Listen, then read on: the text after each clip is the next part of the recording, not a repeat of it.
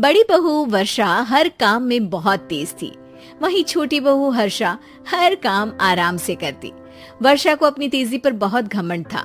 वो बात बात पर हर्षा को ताना मारा करती। एक दिन वर्षा किचन में खाना बना रही होती है और हर्षा से कहती है, देवरानी जी, इतना धीमे धीमे खाना बनाओगी तो लोग भूख से मर जाएंगे। पिछले जन्म में कछुआ थी क्या? मेरा तो पता नहीं, आप बहुत तेज हो। आप पिछले जन्म में घोड़ा थी क्या? वर्षा आराम से चली जाती है।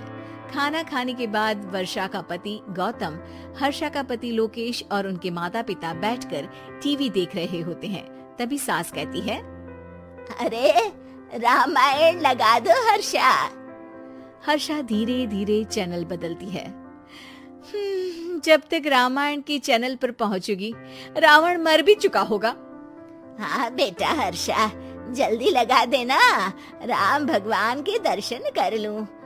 जी लगा तो रही हूँ। इतना स्लो? सासू माँ इतने में तो अयोध्या जाके राम भगवान के दर्शन कराएंगी। सब वर्षा की बात पर हंसने लगते हैं। वर्षा हर्षा के हाथ से रिमोट लेकर रामायण लगा देती है। हर्षा बुरा नहीं मानती और वो भी हंसते हुए वहाँ से चली जाती है।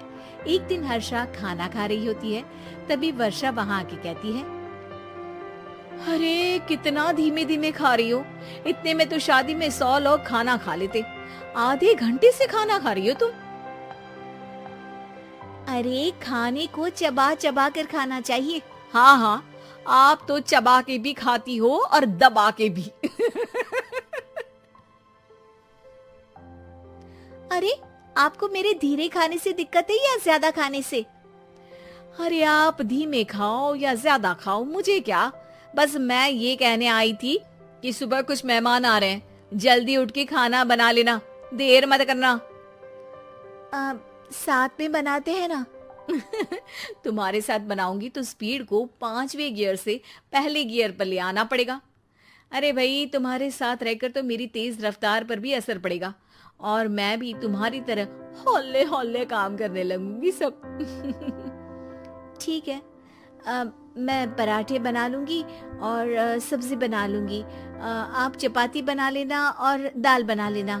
हाँ हाँ ठीक है, पर अलग अलग ही बनाएंगे।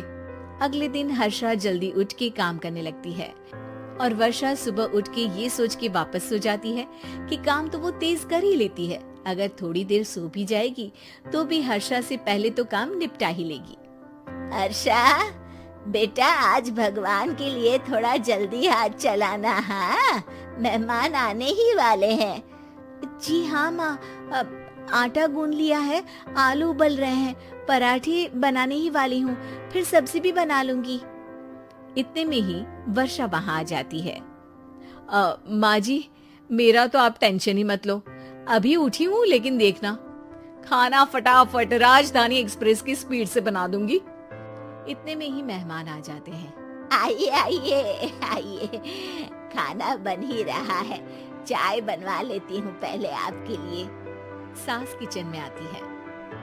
वर्षा, वो लोग आ गए, चाय बना दे जल्दी से। हर्षा को नहीं बोल रही क्योंकि वो तो सुबह की चाय देने में शाम कर देगी। चाय बन भी चुकी है माँ जी। वर्षा तेज ही नहीं, सबसे तेज है। आप चलिए, मैं चाय लेकर आती हूँ। वर्षा मेहमानों के सामने चाय लेकर जाती है। ये हमारी बहू है वर्षा, तेज वर्षा कहते हैं इसको। हर काम में इतनी तेजी रखती है जैसे मिल्खा सिंह भाग रहा हो। अरे वाह वाह, फिर तो खाना भी जल्दी मिलेगा हमको। हाँ हाँ, आप चाय नाश्ता खत्म कर लेंगे, उसके पहले ही वर्षा जल्दी से स्वादिष्ट खाना भी लेकर आ जाएगी।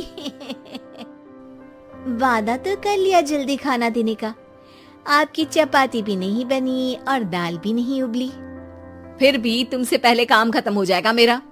तुम्हारी तरह नहीं हूँ, घड़ी की सबसे पतली सुई की जैसे धीमे धीमे धीमे काम करती हो तुम।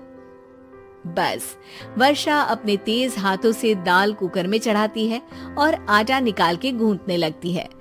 थोड़ी देर में कुकर की तेज सीटी बजती है और वर्षा का हाथ डोल जाता है। आटे में पानी ज्यादा पड़ जाता है। अरे रे, आटा तो ज्यादा गीला हो गया। वर्षा जब रोटी बेलने लगी तो एक भी रोटी गोल नहीं बन रही थी। कोई रोटी श्रीलंका के नक्शे जैसी थी तो कोई रोटी ऑस्ट्रेलिया के नक्शे जैसी बनती।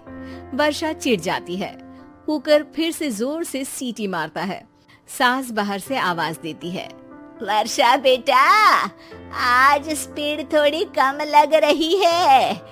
टाइम और लगने वाला हो तो बता दो बेटा। वर्षा को ये बात सुनकर बहुत बुरा लगता है। वो सोचना भी नहीं चाहती थी कि कभी उसकी तेजी पर कोई सवाल उठेगा। वहीं हर्षा धीमे धीमे अपना काम करती रहती है। वर्षा दाल बनाते वक्त भी इतनी घबरा जाती है कि जल्दबाजी में दाल में नमक ज्यादा गिर जाता है। वर्षा का खाना फिर भी हर्षा से जल्दी तो बन जाता है और जब खाना मेहमानों के सामने लगता है तो सब हर्षा के खाने की तारीफ करते हैं।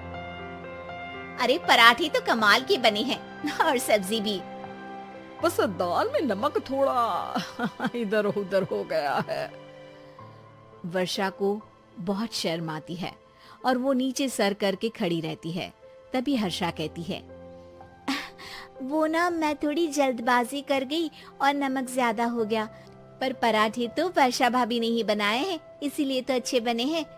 वर्षा ने कभी नहीं सोचा था कि हर्षा के काम की इतनी तारीफ होगी, लेकिन वो उसका यश वर्षा को दे देगी।